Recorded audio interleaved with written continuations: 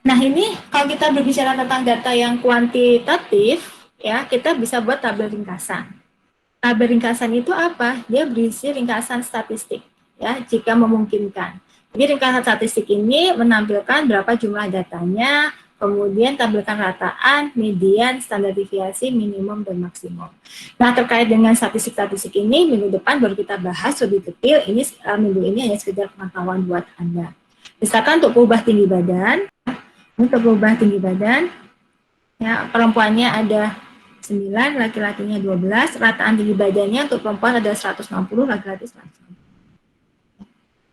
Ini adalah nilai medianya, ini nilai minimum dan maksimum. Rata-rata kita bisa katakan tinggi badan laki-laki lebih tinggi dibandingkan tinggi badan anak perempuan.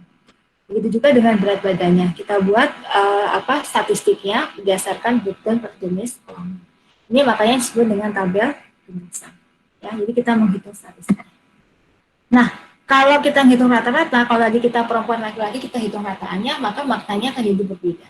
Ya, kita nggak bisa menghitung angka rata-rata dari jenis kelamin, karena variabelnya adalah minimum. Walaupun isinya codingnya adalah 01. Nah, bagaimana penyajian data dengan menggunakan grafik? Ya, nah catatan penting, grafik itu mengungkapkan banyak informasi dibandingkan dengan 1000 kata-kata. Masih ingat tampilan saya mengenai peta, ya, peta penyebaran COVID di Indonesia, maka begitu dapat bulatan-bulatan besar, orang sudah aware, oh ini Jakarta dan Jawa Timur itu adalah merupakan orang yang banyak terserang COVID-19. Adalah red zone-nya semakin banyak. Nah, itu yang perlu kita hati-hati. Ya, grafik yang disajikan harus dapat dimengerti oleh pembaca. Jika pembaca mempertanyakan apa maksud grafik yang kita buat, maka grafik yang kita gunakan belum baik. Nah, dalam membuat grafik selalu kita gunakan sense. Sense dalam membuat grafik. Makanya statistik selalu dengan seni. Bagaimana seni membuat suatu grafik. Ya. Nah, penyajian data dengan grafik untuk data kualitatif, kita bisa mulai dari pie chart atau diagram kue, digunakan untuk menampilkan data kategori, khususnya adalah data nominal. Data nominal. Menunjukkan distribusi data dalam grup ada totalnya adalah 100%, disajikan dalam bentuk persen, terkadang perlu menyajikan pula dalam jumlah data.